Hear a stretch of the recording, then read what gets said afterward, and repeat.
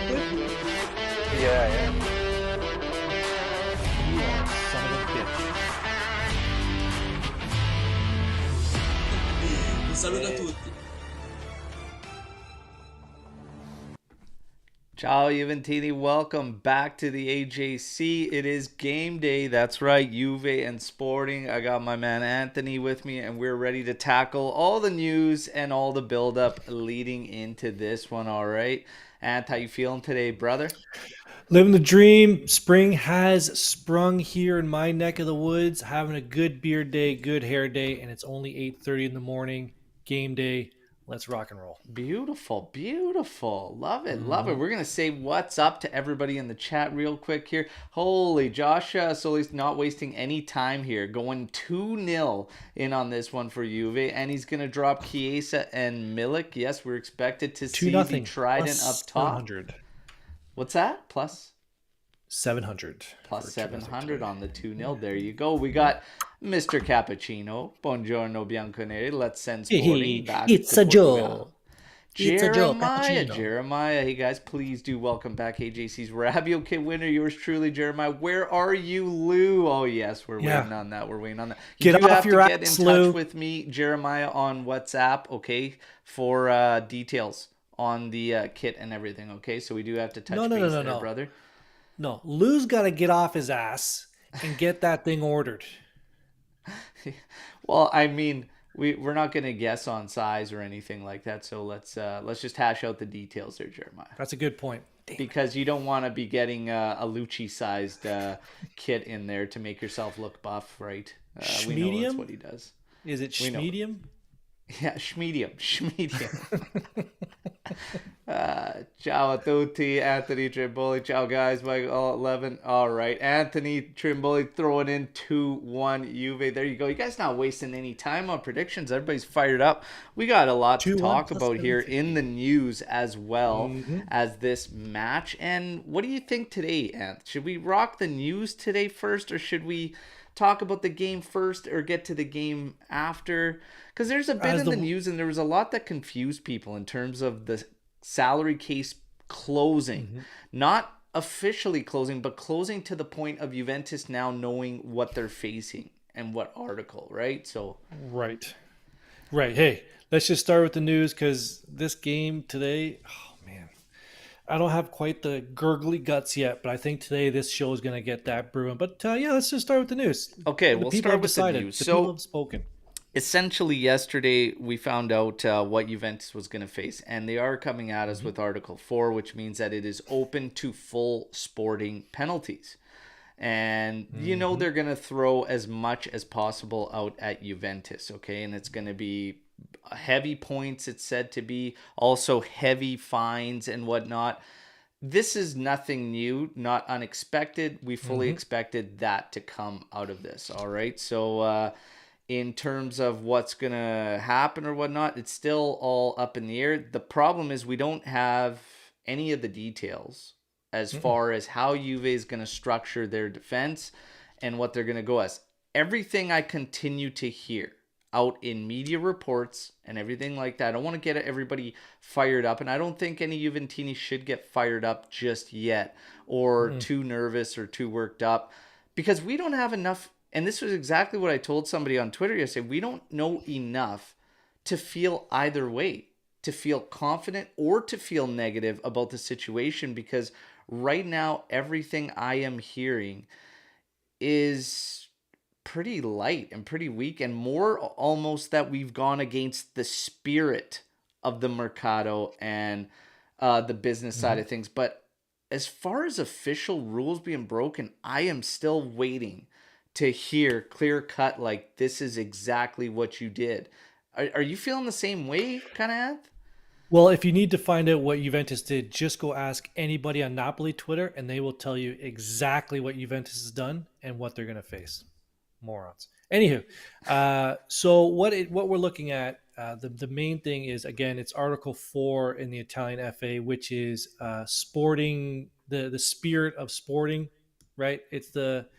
So it's not really a rule. It's more of like, hey, you guys sort of did something that might not go towards, the spirit of the game. And so, again, this is gonna. So what we should put out there. This one's gonna take a while. This isn't gonna be end of the season thing where we're gonna get another 15 points. So we still have to go back to that. That's next week. I don't know if we're gonna touch on that one today, but April 19th we find out if we get the 15 points back. So that's that capital gains case. Yeah. This one here, all indication is that this one won't be adjudicated, put in front of a judge until the end of this year, possibly not ruled on until 2024. So Yeah. there is time. This is gonna come out. You're gonna get more information. I see somebody put in the chat here that said, "Oh, why does this stuff always come out on game day?" Because they need people to watch Juventus to get the viewership up, and it makes sense for this stuff to come out on game day. I'm not saying that's not a conspiracy theory. I'm just saying it makes sense. You want to take advantage of a news cycle, you do it when the team's playing. Makes sense. Yeah, for me, again, and more reports today about a list of transfers that were loans Yep. that were with option that ended up being loans with obligation. That is Obligation, that's right. not illegal. So this is the whole thing. Like, I'm still waiting for actual hard factual rules and whatnot going on. So if we're talking about them not writing down that their obligation and what they ended up being was an obligation and whatnot, I still don't see how that in the grand scheme of things is an actual problem. So this is why I say what we're actually being fed, Mm-hmm. you can't put much weight to it because it's stuff like that. It's just little things like this that you're like, this is by no means something to that level, right? So We two things on that one. For me, there's two things on that one. One is, did the other clubs complain or have an issue with the way that Juventus made the deal or had the deal and raised it to the prosecution in Torino? There is no indication of that, right? There's Yeah. no indication of that there was a complaint put forward. So you look at the other way. For me, I'm not going to get into the conspiracy theories. What I do believe, and this is my opinion, is that the Italian FA and the government is looking at trying to get a hold of these transactions and make sure that everyone's paying their taxes and make sure everyone's above board and that they're collecting a proper amount of taxes and payments to the government. So the best way to do it is you go after the biggest fish in the pond, which is Juventus, obviously, and you see what sticks. For me, this looks like throwing what they have at the wall and seeing what sticks.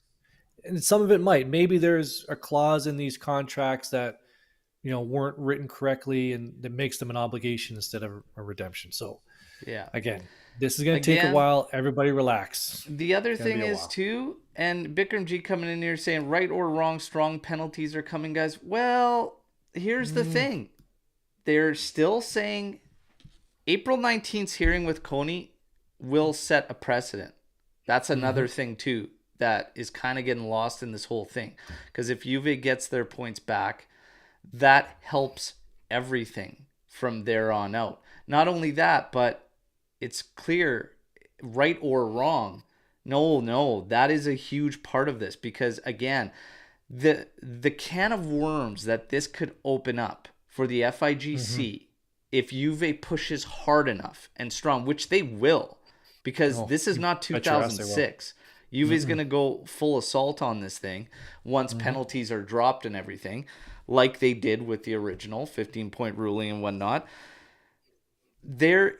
You can find so many instances and so many cases of the same things happening that I don't think the FIGC is smart enough to realize what this could do and what this can open up if Juve pushes. Even on this loosely based thing of teams working together on transfers and whatnot. Well, obviously, you can't do a transfer without other teams involved. So to say You only need a two. group of them have aligned or whatnot, do we want to go down the years of teams that have worked with one another in terms of dealings and whatnot? There's been business relationships and relationships that have been good and relationships that have been bad across not just Italian football, but world football and European football especially. So it's silly. The whole notion is silly. And again, They are going to fight this thing to the end. But right now, everything we're getting is very, very loosely based. So that's all I want to say on that is there's not enough right now to feel any certain way.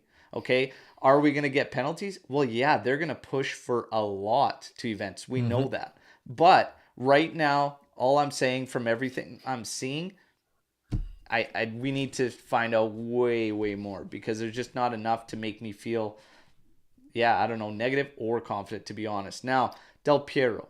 I see Del Piero in there. We want to talk about Del Piero just a little bit, his words there. So Josh saying, he showed up on CBS. Does this mean his contract with ESPN is over? Well, yeah, you wouldn't be able to go on CBS if he had something done with ESPN. If it is, does this open the doors for a return to look? That's all the talk, but he's remained quite consistent in his words, and that's that right now.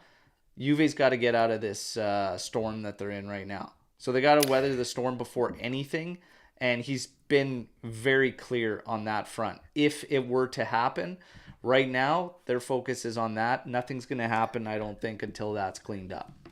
Yeah, I would. So ESPN employees, from my understanding, is that they're contractors. A lot of these famous people that go, former athletes, they sign contracts. They're not necessarily ESPN employees.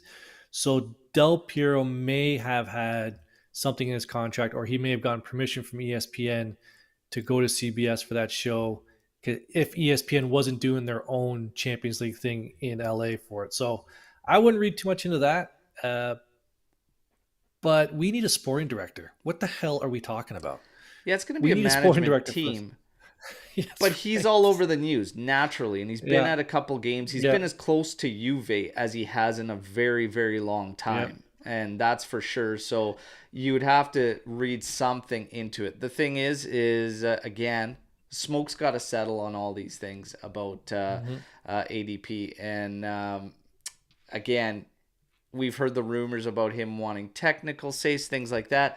All that doesn't really matter until we get through what's right in front of us, and then we will see. But I definitely do believe Del Piero will be eventually in a role as part of a manager.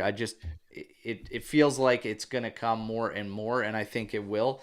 When you look at all things considered, he's no longer in Los Angeles, okay?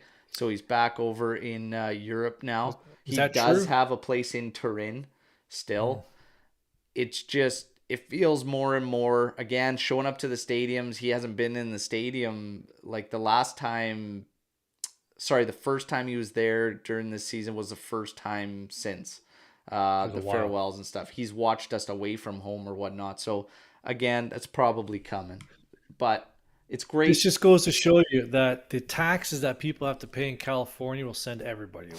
You know what I mean? Those taxes are wild, and they're like, I got to get the hell out of here. I'll go live in Torino. What's not bad, but California. Yeah. Now, in terms of what he was saying yesterday, so it's interesting that he makes it very, very clear and evident, saying that Juventus is hated in Italy. He goes, that's just. Let's start there, that everyone hates Juventus in Italy. Now, fans of rival clubs have basically chose that to kind of spew out some more nonsense from these chihuahuas about, basically, you guys can't play victim. You're the biggest club in Italy and whatnot. Your, Agnelli and the family has been so well known and is so famous and popular in Italy and whatnot. Now, all of a sudden, you're the victim. No. Don't get this wrong. That's not what he said. Okay, don't get this wrong. None of that has anything to do with being hated in Italy. Not a damn thing. Because that's just the way it is. Outside of your fans, here's the difference.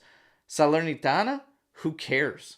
Torino, who cares? Sampdoria, who cares? Nobody cares about these other clubs outside of their fan bases.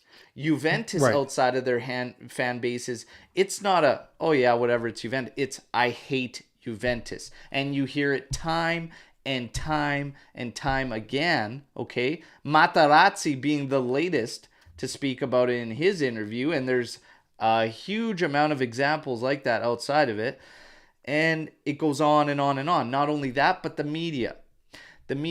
one player could spend half a season on loan at Juventus, and if he goes out and gets in trouble with the law, it has nothing to do with anywhere else he's played. It's ex-Juventus man. Don't right. make any mistakes about it that Juventus is hated, and what Del Piero said is true. Not only that, but witch hunt after witch hunt after witch hunt. Make no mistake about it. Del Piero is spot on. And the other fans seem to say that we're playing victim when in actuality, if they were in our shoes, they wouldn't be able to handle it because they have played victim over far less. So don't even get into this with me, any of those chihuahuas out there, because you're going to get that immediately. Immediately. Yeah. The funny thing is, and so just to 100% agree. No, but just to add to it, so I don't watch other teams play. I don't, because I got way too much other stuff going on. But in our group chat, excuse me, in our group chat, you guys were talking about the Champions League games that were going on the past couple of days. And I guess in the Inter game, there was some issues with bad calls from the referee. And I just laughed my balls off at the Inter fans complaining about the refereeing and what is this nonsense. It's like, now you understand. Or the Napoli fans complaining, or you guys are giving me all this information I'm seeing on Twitter. I'm like, but when we do it, oh, it's, poor Juventus. But when you guys do it, there's an actual conspiracy going on for Italian teams. I just think the whole thing is absolutely hilarious, and It's whatever. Yeah, it's Whatever. hilarious. It is hilarious. Now, Del Piero and his words and whatnot, Too again, many it just, opportunities. to me, That's right. he's talking almost like he's already in the role, for God's sakes. Like, it just... But he's right. But Oh, yeah. people are reading too much into it. Everybody hates Juventus. And then all the people come onto Twitter or social media and say, "Oh, look at these guys talking about look at them talking about how much everybody hates Juventus," and then they start talking shit about what they hate about Juventus. Like, see, he just proved his point. You Yeah. just proved his point. I'm saying It's okay. the words It's fine. he's saying, how he talks about the penalties, how he talks about the team, how he talks about the players, everything. He's already in management mode just listening to this guy talk. So it's very, very interesting seeing that little shift in Del Piero. So maybe, just maybe, something more coming here. But anyways, it's always nice hearing him talk, and the fact that he's closer, it seems closer to some type of return in some way. Is great stuff. Now we do have to shift. But before we leave the Del Piero thing, quickly, are you worried about him coming into any role and then issues? Like, then we look at like the Nedved situation, like how we look at Ned. Some people look. I haven't changed my view on Nedved, but are you worried that his legacy to you may be tainted at all if he comes into a management role? Not at all.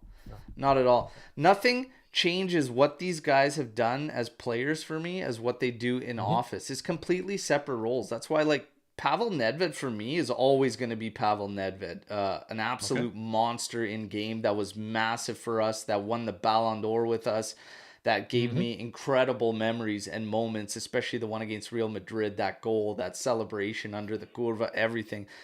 None of that changes for me.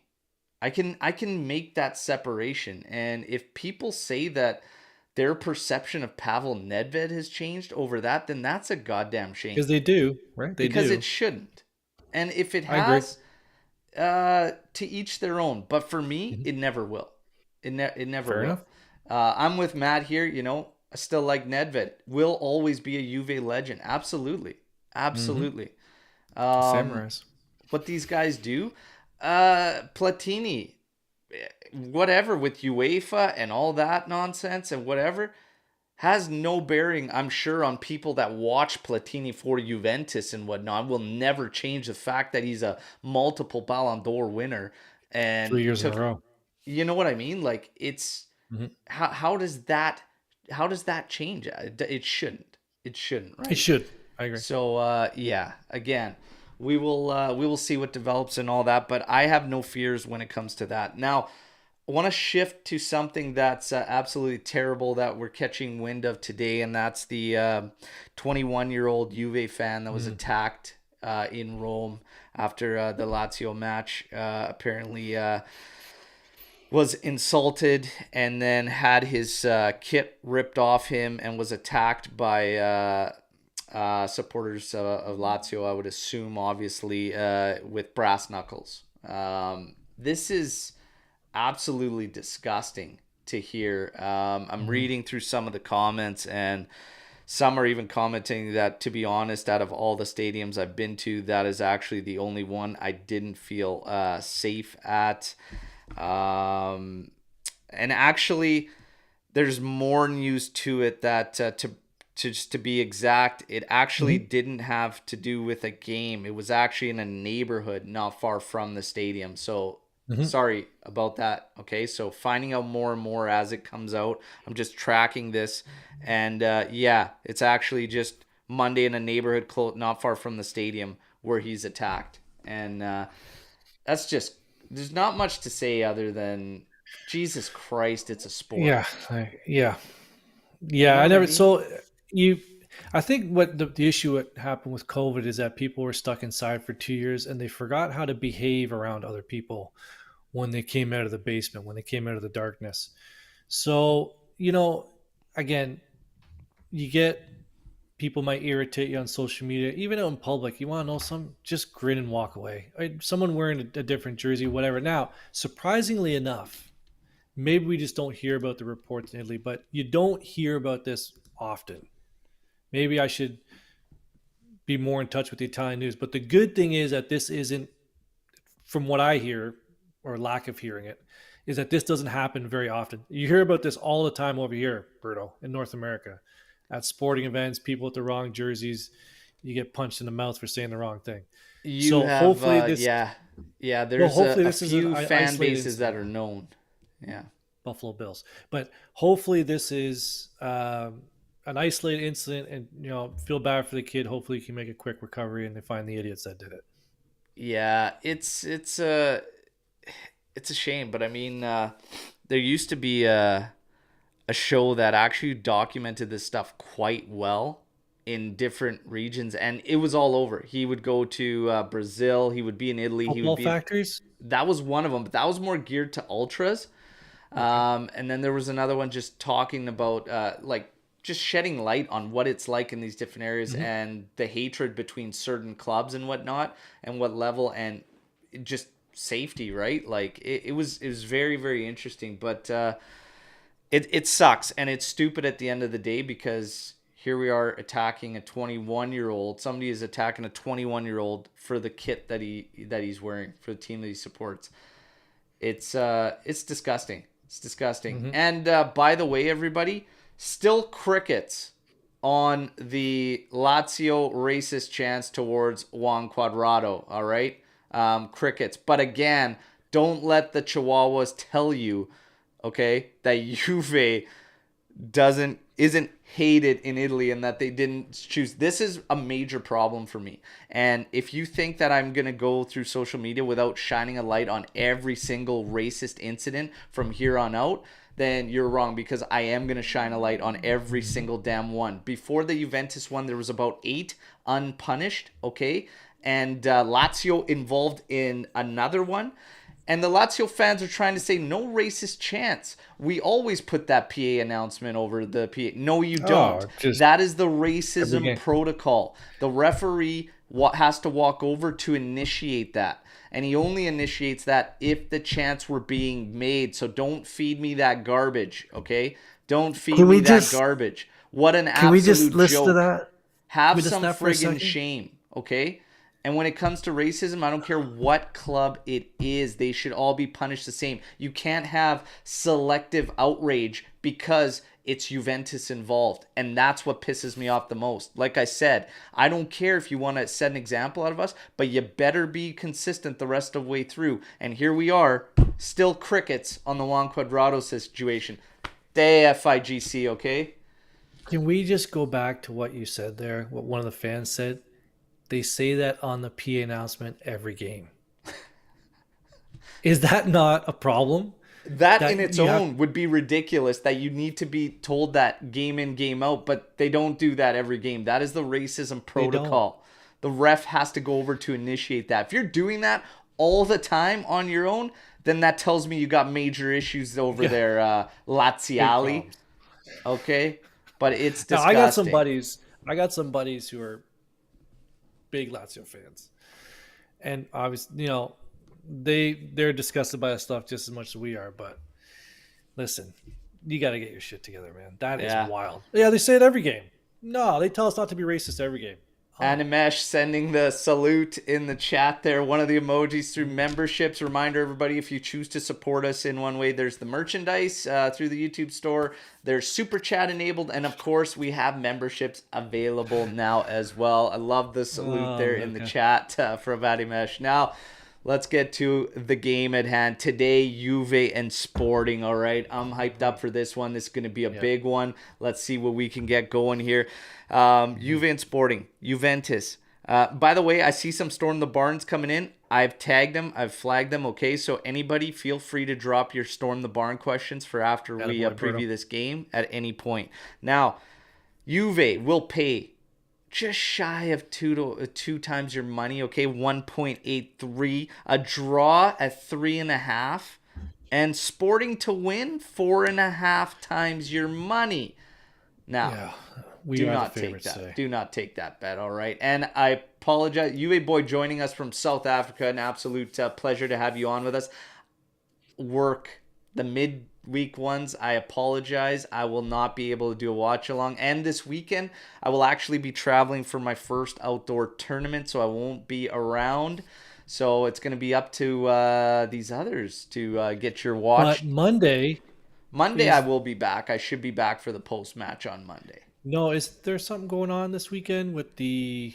Monday, we're going to do the post-match pod, and then I will be doing a show, but I believe it may be recorded with Roberto Bettega, Juventus legend, all right? Because There we he go. is All right. receiving his award through the official fan club there, and we are going to be able to get some cool pieces and whatnot. So, yeah, it's going to be awesome stuff. I'm looking forward to talking to him, and then, of course, sharing it all with all of you. So, great stuff there. Now, Let's do We've it. got the betting odds out of the way. Sporting. Paulinho, Cabral are out of the contest, as well as Braganca for them. Hector Bellerin continues to nurse an injury, but he should be able to return to their match day squad. Sporting will have to defy history. They will have to defy history here as they touch down in Turin, carrying the burden of going winless on their last 15 European visits to meet Italian clubs.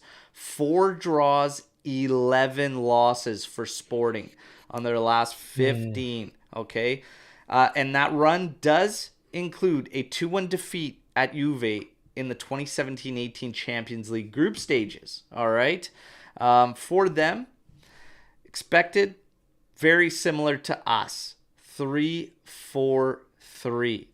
Okay, we're going to see Adan, Diomande, Coates, St. Just, Esgaio, Pedro Gonçalves, who's going to be Sporting's player to watch. Okay, that'll be the guy. Morita, Reyes, Edwards, Jermiti, and Trincao closing out their lineup. They are missing a key midfielder. Okay, so Juve's going to have to take advantage of that with our midfield. The question mark on the other side, obviously for Juve, is much different when we look at these teams.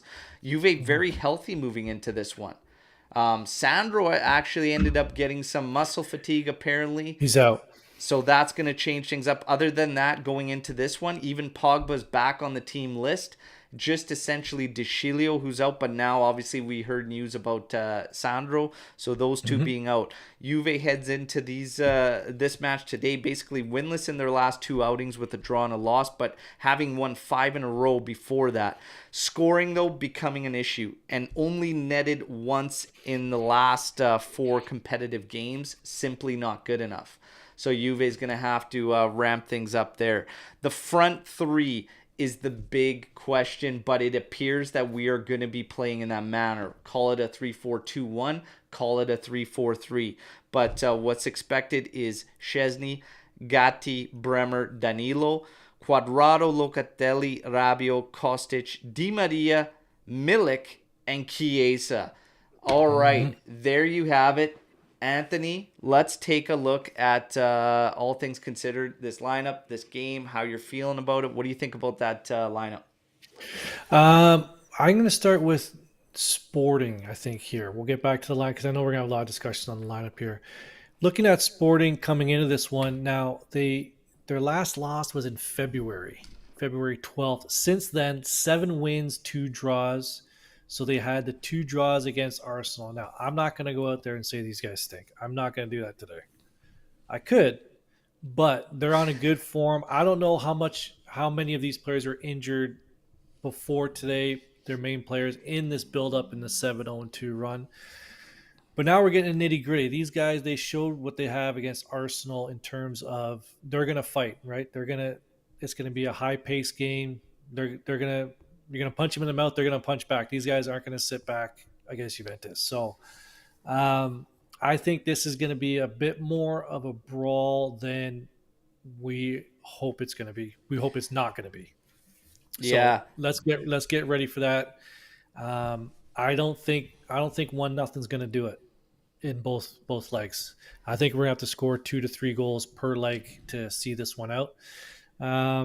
Again, they showed what they had against Arsenal. Again, say what you want about Arsenal, overrated, underrated, whatever. They still took out one of the top teams in this competition. So credit to them. Again, let's see what we got here in terms of Juventus. Hey, you know, 2-0 scoreline plus 700. I like it, but we'll get to that later. In terms of the lineup, yeah, I think that's probably the best lineup we've had in the past 4 weeks, 3 weeks in terms of availability, players available. I like how we're throwing out there, Chiesa and Di Maria out there to go. I fully support starting Milik. I'm going to go out there and say So it. we are going to get into that because obviously Tristan coming in here, no start for Vlahovic is good. Want to remind everybody, let's get the likes up. Okay, we got 44 in the live chat. Let's get the likes up. Come on. Now, It's easy. as far as Vlahovic going, I agree with you. I think there's just way too much talk, even in interviews and even players, ex-players, everybody, all the talk is about Vlahovic and whatnot. And listen, it's everybody's that's at fault. Everybody that just wants to throw Vlahovic into the fire essentially and say it's all him. I mean, it is him. It's not just Max Allegri because the people that are defending Vlahovic are simply no, it's all Max. It isn't. If you look at Vlahovic when he first came in that first half of the season, everything's different. It's completely different to the Vlahovic we see now because he had that swagger about him when he first showed up. He was raring to go. He had that swagger. Here comes a little bit of slump and whatnot. That swagger's long gone. He does not look like the same Vlahovic that we saw then. So it is different, and it very much does. There is very much a lot that comes from him and his play. Okay, so for this one, I think based on the circumstances, also based on what Milik does for the overall team play, I think it's a good call. And I think Vlahovic coming into games later, maybe against tired legs, giving him a better opportunity to maybe bag one, is probably not a bad idea for a little bit to get him going, right? But I have no problem with this, to be honest, because if you keep going at it, and you just keep trying to force it, let's just simplify. Let's all breathe, relax, and say, okay, Duchamp, come off the bench, 65th, 70th, take 20 minutes, go hard. Maybe you bag one, maybe you don't, but slowly but gradually start looking at it rather than struggle through long sections of games with no end to this slump in sight. You know what I mean? Yeah, Like, let's just he's simplify. also carrying a potential ankle injury, right? So he did go off. He had that bag of ice. So I don't think he's quite 100%. So that coupled with a bit of a slump. Hey, okay, I got to preface this pretty carefully before I say it. I really don't care what former players say about the team and what their opinions are of the team. I really don't care. But a lot of players have come out, former players have come out to say, have talked in Vlahovic's defense to say, hey, yeah, players getting slumps, he'll pick it up. He's a great player. So a lot of players who've been in his position understand what he's going through and support the fact that he'll get over it. So I don't understand why fans don't see that as well. Like it's just a slump, and he's only 23, so relax. And yeah, we have 9 games this month. We still have another two, four. Including today, we still have 6 games in April, and Yeah. we're not even halfway through April. So he's going to come off the bench at some point, carrying a bit of an injury. Tonight's the night to do it. It's a home game. He'll most likely start against who do we have on the weekend? Sassuolo, and then we got Sporting again next week. So Yeah. no issues with Milik starting today. Yeah, Zero. no issues whatsoever. Chiesa, Di Maria, both out there. This is going to be interesting to see. Mm-hmm. It should, in theory, help us create, help us get the chances. But this is what I'm curious to see about this Juventus is because the last time we saw the Trident go up there, it didn't result in a massive amount of opportunities being created. It didn't set off the way everybody thought it was going to set off. And not only that, but having only 2 midfielders ended up leaving us susceptible to counterattacks. This is what worries me about Sporting because they have the ability to hit very hard on counterattacks. And not going with 3 midfielders as your base, as your stabilizers, that is probably my only concern out of this lineup because we saw that multiple times when we tried to go with 4 across the middle and having 2 main central midfielders. I'm worried about the spaces that's going to create. And I'm also worried about the fact that everything we do always has this safety thing about it. And what I mean by that is even when Max puts a Trident up there, he's still thinking defensively and how you counter that. So just the fact that we have those 3 up there, it's still a lot is going to be up to them. And I don't think we fully push or fully support properly in doing so to maybe mask those counters and help stop that. But he's going to have to figure out a way. It's always been about achieving balance and scoring goals and whatnot. Was creating opportunities necessarily a problem for us in the 3-5-2? Not up until recently. Just recently, all of a sudden, it really slowed down. And I can't tell you why. I have no idea why or whatnot. But there's been, I don't know, pressure, the amount of press, also decisions made by players at these times. But in this one, going with this right now, a little bit risky. It's a little bit risky to get out of the 3 base midfielders here, but at the same time, you got to score goals. So you have to do it almost. Yeah, just looking at that lineup again, I just brought up my phone. We haven't seen Rabiot play like Rabiot when he's beside Locatelli like this. So my main concern is how much can he release forward, and how much is he going to be in your to your point, how much he's going to be stuck back beside Locatelli defending. So we've always played well when we have those, to your point, 100%, when we have those 3 in the middle and Rabiot's able to release forward. So again, yeah, that's a good point, man. Sporting is missing one of their key midfielders, and the midfield is crucial. I always say you win and lose based on what happens in the midfield. In the trenches. Yeah. We don't usually control games at all with 3. Like, it's hard for us to control games. You're putting us with 2. I think it's still going to be tough. But can we do it? Of course. Of course we can do it. But it's one of those scenarios where you've got to decide what's going to be best. Now, the 3 up front, again, let's see what happens. Let's see how they work. Let's see if all of a sudden Milik drops down and Chiesa makes that run beyond him to try and confuse defenses. This could work. This could be wonderful. Di Maria, for me, I see him dropping even further back now if we're only going to have 2 in the middle. And that's been a problem with how he interprets one of those forward roles. I want to see him high. I want to see him up there. I want to see him running at defenses. I want to see him in and around the area. So there's a lot of nuances here that could play out that is really going to ultimately determine how this goes for Juventus. But gun to your head, Trident or 3 stabilizing midfielders? Which would you go with in this one, Ant, if it was up to you? If it ain't broke, don't fix it. Okay, the 3-5-2 hasn't been our, hasn't looked well. It hasn't been our main. We haven't been scoring with it the past couple games, but we've been using it so long. And when you're in a game like this at home and you want to tweak it, this isn't just a tweak. I think this is a bigger change than people like. You're convincing me that now this is a bigger change than it really looks I'm like not, on paper. and I'm not trying No, to do but you that. know I'm what? not trying to sway But anybody. it is. But the fact is that you're taking away a midfielder, right? So I would have just stayed with the 3-5-2. I honestly Really, would eh? have just stayed with it. Yeah. Even gun to my head, I have to make a quick decision. I always feel Juve has to have that stabilizing three midfielders. I've said that all this season. But here's the thing. You can't play a back four. I would not play a back four with the players that we have. I wouldn't. No. I wouldn't do it. Oh, no. So if I can't do that, and over the past few games, we've started to drop further and further back, and that is with three midfielders.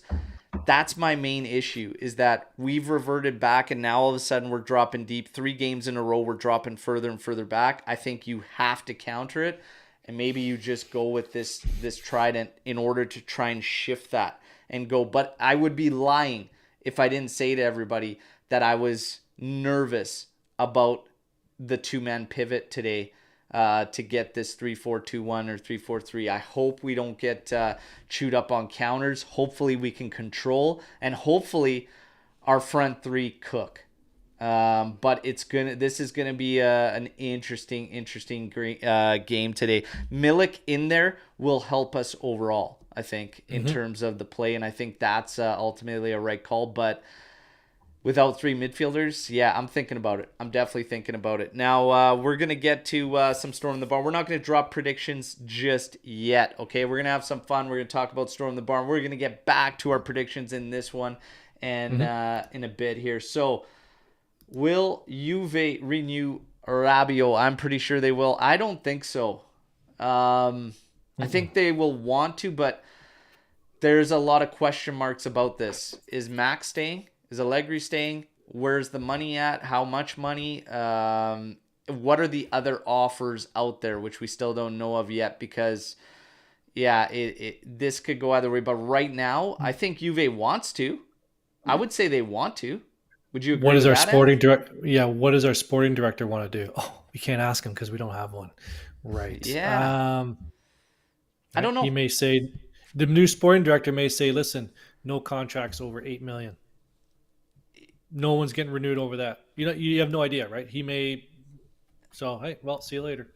Yeah, I we'll don't think it's have to wait and see. But on that one, I think Juve wants to, but there's a lot that's going to be involved. Romeo Gresti will be joining us tomorrow for the post-match podcast. Okay, so that's going to be a fun one. I And think Lou. Lou. So And Jeremiah, your boy Lou's going to be on there tomorrow. So make sure you get come involved. in and give him the gears over the kit you won. But I think there's European play.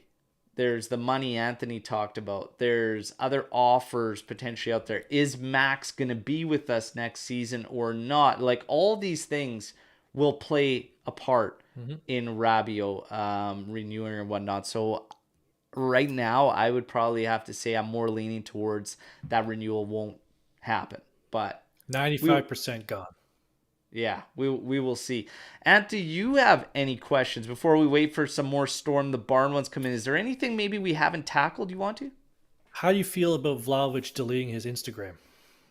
Oh, I didn't really care that bad. I just hoped that Perfect. it wasn't from fan abuse. So once I probably found out was. that he had comments shut down for a while before that, I felt fine with it, because I always just think it's crazy for fans to go to that level where you would attack somebody on their social media or send them DMs of like just ridiculously insulting things and whatnot. It's one thing to criticize their play and talk about and have discussions like this, but to actually go out of your way to send messages, like, that's crazy. But as far as him shutting it down and getting rid of it, if that's what he needs to do, then all the power to him. But I don't really think too much into it. But you have to answer the question, like, how big of a distraction is your Instagram? Like, you know what I mean? Like, Yeah. you might have a different issue if all of a sudden this is distracting you so much that that's what we're seeing on the pitch. I'm not really buying into Yeah, that. like But if Pogba deletes his Instagram, then I'm like, holy, what's going on with that guy? Someone like that. But Vlahovic, I didn't. He doesn't strike me as like a yeah, Instagrammer. But hang on, can you just direct message anybody on Instagram? Because I know on Twitter you um, have to like be following each other, but can you just like send messages to anybody? Help yeah, me out here. yeah. Okay, then he probably was getting flooded with stuff. If that's the case, But you could shut it down and stuff too, and you could control all that because, like, I believe his comments on his posts were shut down for a while. But Hmm. to be honest, whatever he needs to do, just do it. I don't really Do think it. twice about it. I don't have a problem with it or whatnot. We should talk about the double standard almost with Pogba and Chiesa, because I give Lucci a hard time about this all the time, and I called him out on Hmm. it the last time he was on the show because we're talking about Chiesa and just trying to get this guy fit, trying to get him in the lineup and whatnot, and Hmm. he's just like, what does he say? He goes, "Oh man, I feel so bad for him. I wish for." I was like, "Well, what about Pogba?" I said, how come it's not level here? I go, we all Hmm. love Chiesa. Can't wait for him to get back. But old Paul Pogba over here, we just lose our minds over, and everything he does is wrong. Bit of a double standard there, yeah? I'm gonna guess that Lucci said, "Well, Kiss had ACL injury, and Pogba decided not to have surgery, but then he had surgery, and then now look at He him." actually Was couldn't that? even really answer me. Well, that should have been his answer. So I'll talk to Lucci on the side. God love Lucci. Bless his heart. But Lucci's a sometimes, beauty. But God, do I but love yeah, giving him the gears. there is a double standard. But obviously, the Pogba thing with him not wanting to do surgery and then having to change avenues and then do the surgery, that pissed off a lot of people. And then people saying, again, all those smart people on Twitter, hey, why is the rehab taking so long? People who have never ever gone under the knife. It just takes, sometimes it takes longer. But I don't think there's a conspiracy behind the scenes of wanting to get Pogba But here, out, mention him like and that here's whole another thing thing with to the double standard, though. mhm. Harassing Pogba for the recovery time. Federico Chiesa took damn near double the time it took a 37-year-old Chiesa to come back from the same injury. Chiellini. Chiellini, sorry. It's a Yeah. 37-year-old Chiellini. Took him double the time. And again, double standard. Double Hmm. standard. It's all perception, how you feel about one player versus how you feel for another. And it's actually a damn shame. I feel bad for Pogba. I really do. He made gestures to the last sector of fans that was watching Hmm. them train, basically apologizing because he wish he could have done more this season and been more integrated. I saw a post come up on Paul Pogba, the absolute disrespect over Manchester United and Jude Bellingham, whatever, in this comparison or whatnot. And I was surprised to see how many fans at Man U were actually divided on Paul Pogba as well. I thought they all would just flat out hate him, especially when that whole Pogmentary came out and whatnot and Hmm. the stuff he said. But there is a large group of Man United fans standing by Paul and saying, look, the guy's world class.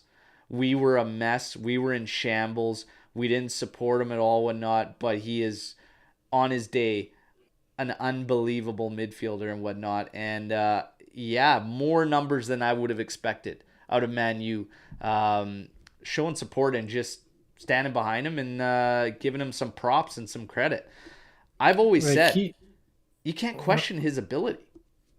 You can't. that 2018 World Cup was unbelievable, Oh, it's crazy. It was crazy. right? So like, I know that was a long time ago, but It is a long time none, ago, none, and none of that's what my everybody friends, feels. But none of my Man U friends support Pogba. That's weird.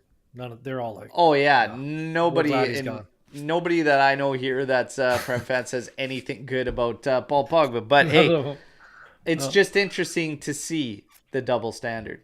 All right, Hmm. that's there between those players, and it totally is. It comes down to how you feel about players. You will naturally gravitate to certain players and want to protect those players and whatnot. But are we Hmm. keeping all things level? It's interesting. It's interesting. Lucci Now, stinks. again, everybody, where's the Storm the Barn? Let's go, folks. Storm the Barn. I'll wait a little bit longer, but let's get into Yeah, I got predictions. meetings. It's Okay, time to predictions. Yeah. take it easy. Now, time to get into predictions, okay? You know the drill out here.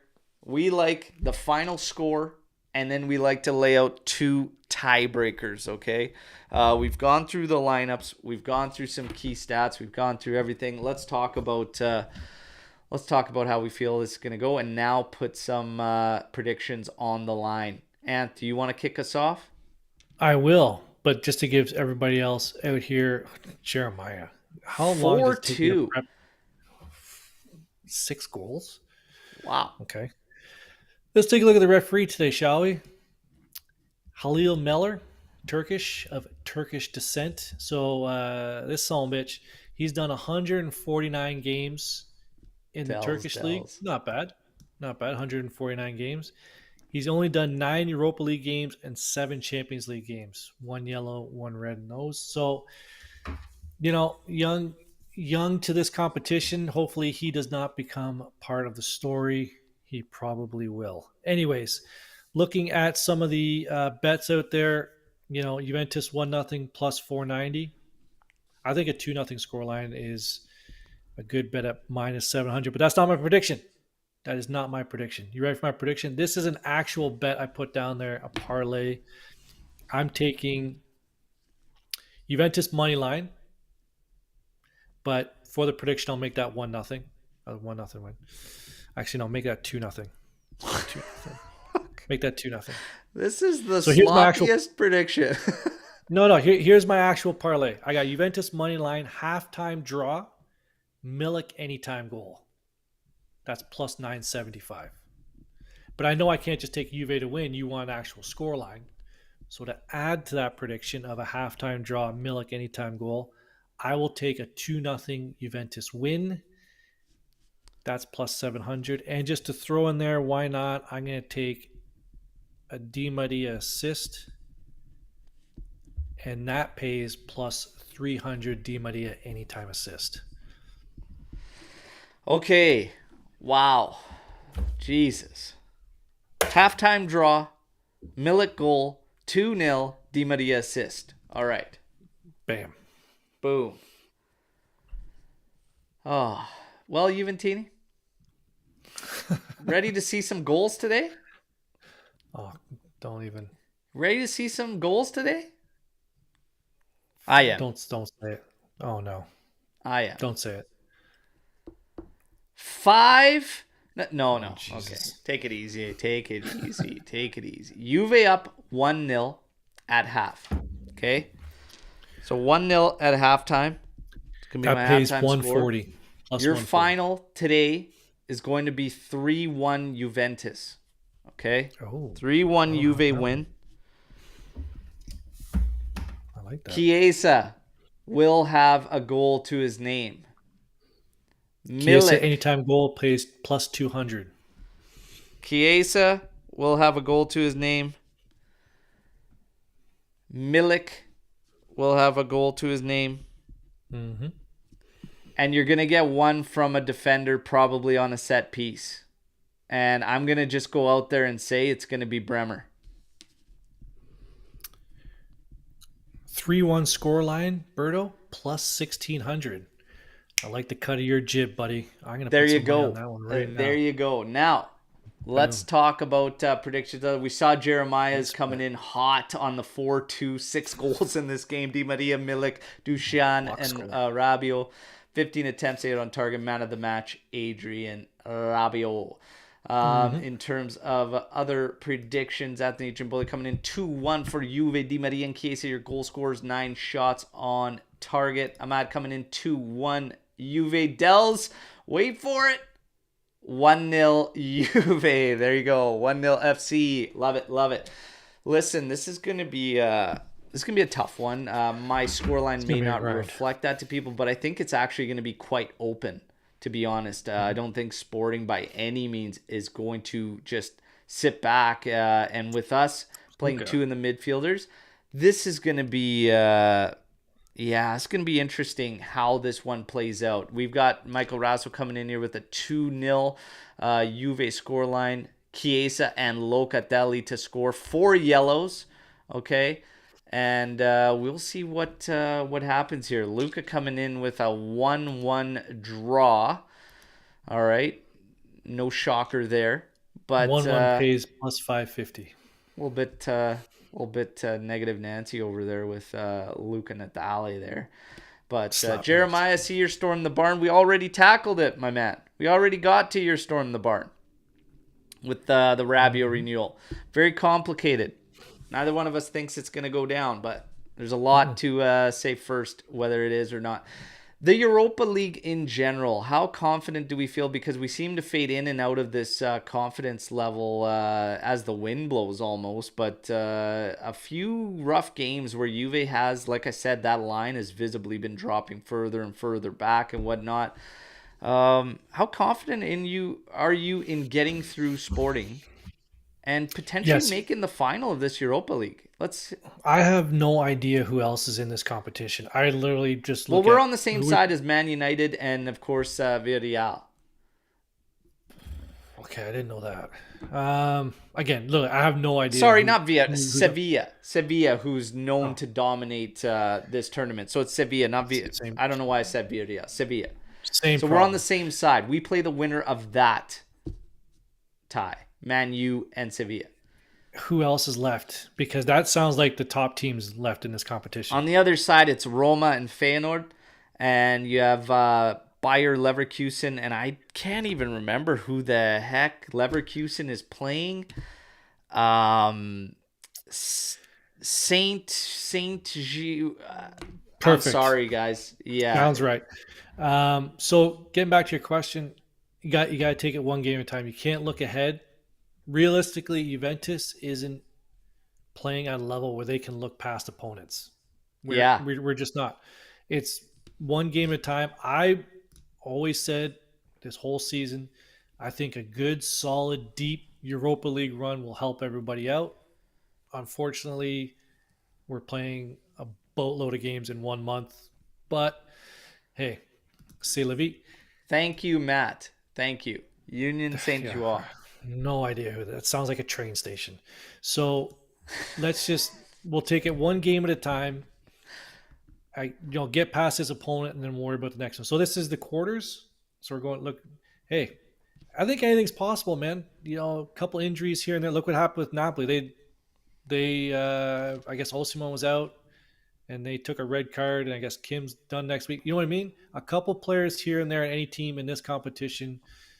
Sporting's got players out, could change the win. So, hey, one game at a time. So 50% confident coming in from Bikram Jeet here. I would have to say, I think I'm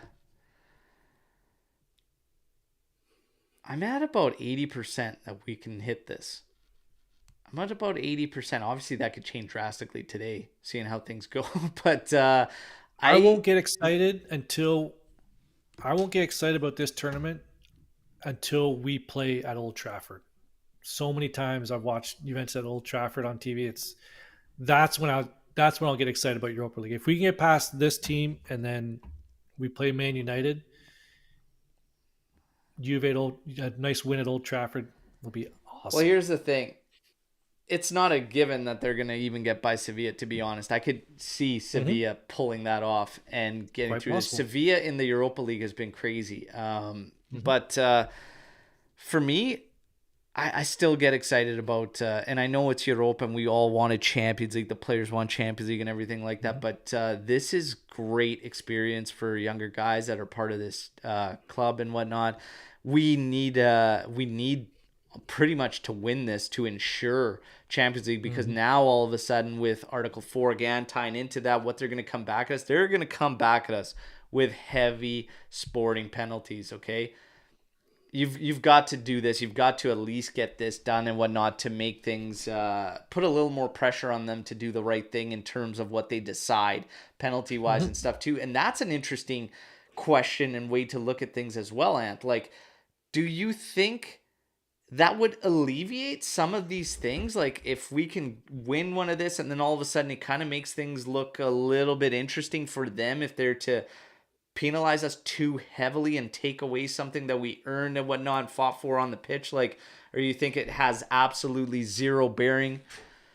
Zero bearing. They no, the Italian FA wouldn't give two dog poops about No, what we do in Europa League. but I'm talking about the perception because what they've already done has been heavily criticized by everyone. Hmm. Everyone with taking the points away mid-season. That's been criticized by other managers, by other Owners, directors. So it's owners, like, what's that?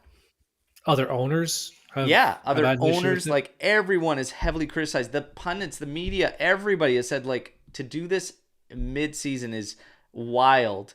Especially the fact that they didn't even give the actual reasons and whatnot. That just adds even more to it. However, Again, if you've got somebody that wins Europa and you face this, let's say we set a precedent by getting the original 15 points back and whatnot, and now all of a sudden say they want to take away double the points. Let's say they come out with 40 points or whatever, and that definitely takes you out of where we would fall, because I do believe Juve without the points back is going to fall in top four.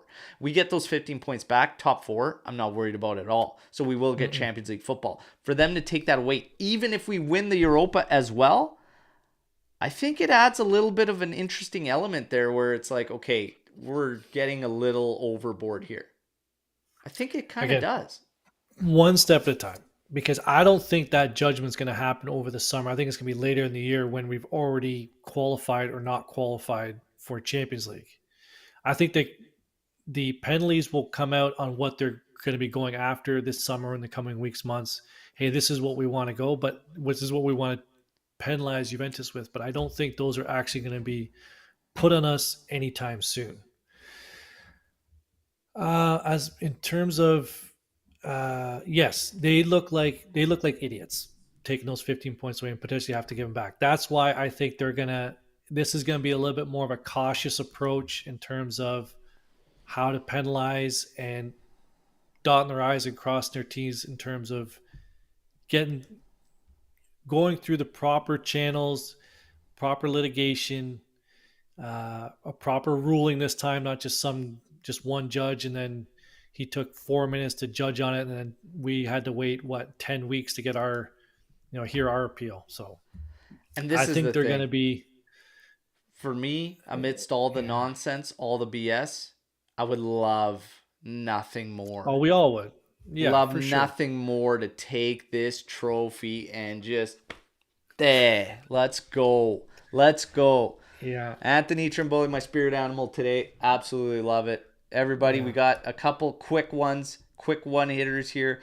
Paul yeah. Pogba, where do you see him fitting into the system when he came in it last time as a mid? Is he better pushed forward as like an attacking midfield, whatnot? Well, if we're going 3-4-2-1 today, I don't really see Paul Pogba usually as a two-man pivot midfielder. So I think you would have to sacrifice one out there, and maybe you go to you can go, what can we do, three, so we're gonna be 3-4-2-1 essentially. Yeah, you could just go to your standard 3-5-2 and he becomes your attacking midfielder out of the three. I'm fine with that. I don't mind if he plays to one side of Locatelli and is offered that freedom to move forward or whatnot. But it's definitely out of the midfield. He could be an attacking midfielder in a 3-5-2 though, for sure.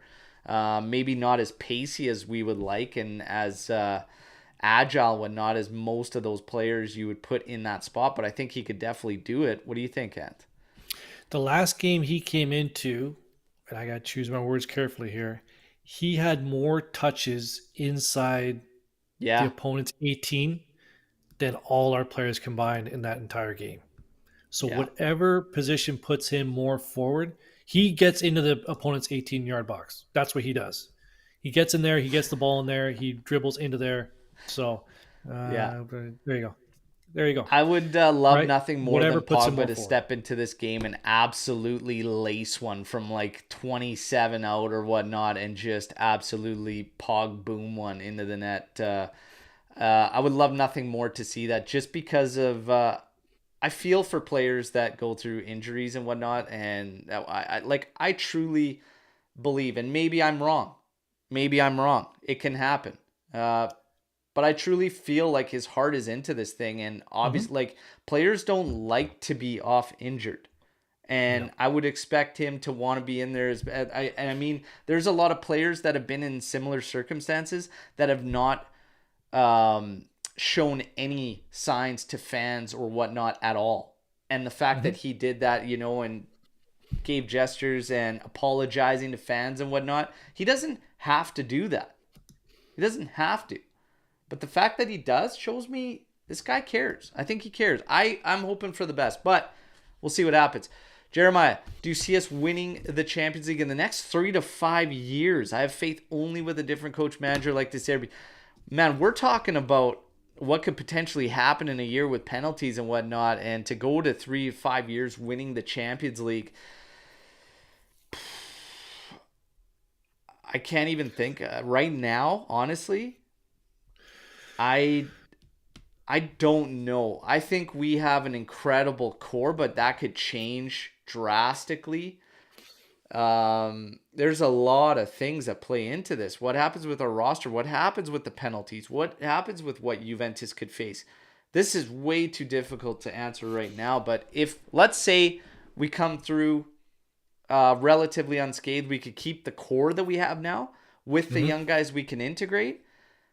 I think within 3 to 5 years, we can reach that status we were at before, which was consistently getting into certain knockout rounds or whatever, and potentially going a little bit higher. But to say that we'll be winning it in 3 to 5 years, very, very difficult to say from this point right now. I think most people's gut reaction would honestly be probably not. But I think in 3 to 5 years, if we can remain unscathed as far as the core goes, we'll get back to being in the mix and consistently in knockout rounds. And how would you look at this? It's tough. 3 to 5 years, no chance. Winning it, tough. No chance. But Fagioli, You need a Miretti, lot of things to go your way. all these guys need that time. In 3 years' time, Yildiz is going to be 20 years old.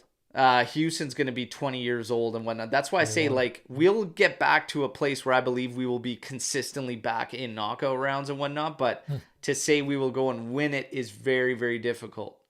Very, very difficult. LJ. Oh, and yes. Might not even exist.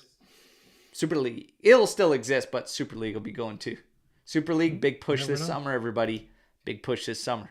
Keep your eyes out. Everybody, we are wrapping up. That was fantastic. We do have one last one. I got to slip it in here for Apex here. If Allegri guides the squad to a Europa League, do you keep him on as manager next season? For me, I said it. It's about all the pieces to the puzzle. I need him to get the offense going and our key guys like Chiesa, Vlahovic, and whatnot firing. If he can't do that and still brings results, I'm questioning it, to be honest. Anth, rapid fire. I think he's our manager next season regardless. I don't know how anybody should take that, but there's Anthony's answer. So, everybody, enjoy the match today. Do not forget, we're live tomorrow, 8:30 a.m. Eastern Time with Romeo Agresti to tackle the post-match podcast. And we're going to get Sweet Lou back on here, and we could finally razz him about the Rabiot kit he has to get for our boy Jeremiah. Everybody, it's been a great time. The live chat, you guys are amazing as always. Drop a like, subscribe if you're new to the channel. As always, fino alla fine, forza Juve. Let's go and get the job done against Sporting. Hopefully tomorrow morning we all have a victory to cover with our great guest Romeo Agresti. Okay, as always, guys, the nerves don't set in until we get close to that kickoff, but let's hope they can get the job done. All right, we'll reconvene tomorrow morning. Ciao tutti. Yeah.